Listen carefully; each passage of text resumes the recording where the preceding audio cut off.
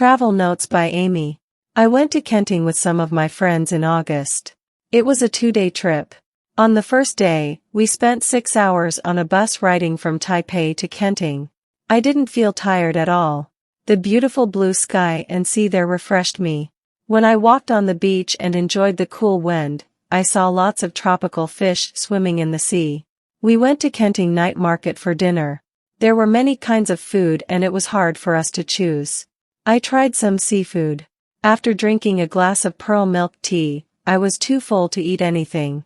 On the second day, we went to a big aquarium in Pintong. There were lots of sea animals to see and we also watched a dolphin show. The dolphins were so lovely and we laughed a lot. However, we had to cancel some outdoor activities because a typhoon would hit southern Taiwan in one day. When we were leaving Kenting, the wind was so strong that it felt as if the bus I took was shaking. The sea waves surged up to almost 2 meters in height when I looked out the bus window. The heavy rain slowed down the driving. Luckily, we had left Kenting before the typhoon came. The scary feelings became interesting experiences after I arrived in Taipei safely. I felt lucky to have an experience in watching the sea when the typhoon was coming.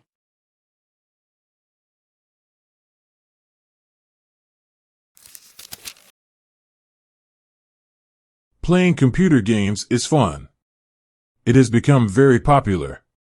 Young people like to do it in their free time. Here are some important things you have to know when you play computer games. First, you should learn English well. If your English is good enough, you can understand the computer games more clearly. Then you will play the games better than your friends. Second, you should not buy illegal software.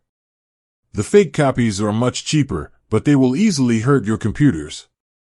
Third, you should not spend too much time playing the games. That will make your eyes become weaker. Take a 10-minute rest after you play 50 minutes every time. Follow these things and you can be a happy computer game player.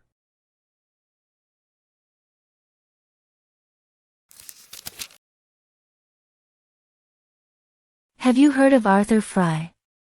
He may not be a famous person, but his great invention of post-it notes has become one of the most popular office products in the world. In fact, they are ubiquitous. They can be found on the computers, on the phones, in the books, or notebooks either at home or in the office. Many people use them and love them. How did Arthur Fry come up with the idea of post-it notes?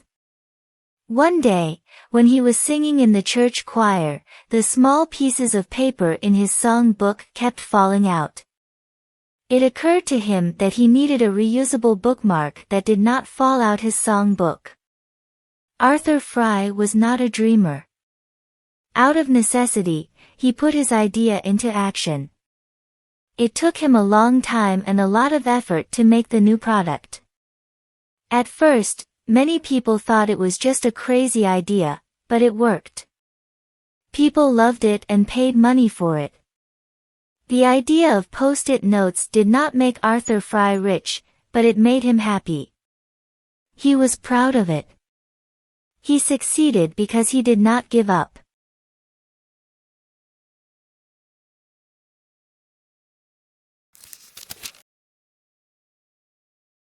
In Taiwan, we should know the cultural taboos first before we give others gifts.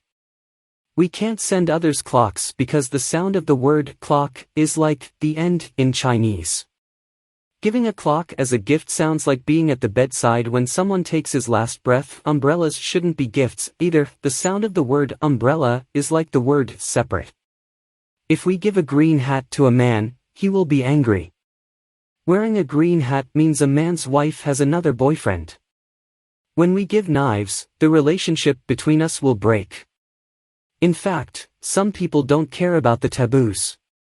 But what should they do if they care about taboos? When they get clocks or umbrellas as gifts from their friends, they can give $1 to their friends. It means they buy clocks or umbrellas from their friends.